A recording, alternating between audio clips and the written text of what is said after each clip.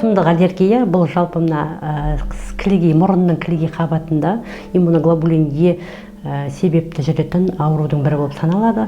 Ол көбіне мына маусым басталған уақытта, әсіресе көктем, жаз және күз айларында жүретін бір аурулардың өршу уақыты.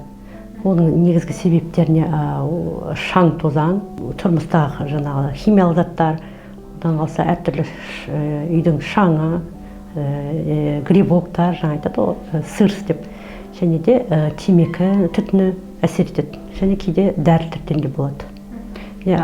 Жалпы 2024 пен 2025 жылы салыстыратын болсақ, бір деңгейде жалпы аллергиялық ринит, сезондық ринит деп айтамыз, балалар өте көп қаралады. Сол сезон уақытында әсіресе кейде жыл бойына да болатын аллергиялар бар. Оны жаңағы круглогодичный ринит деп айтамыз.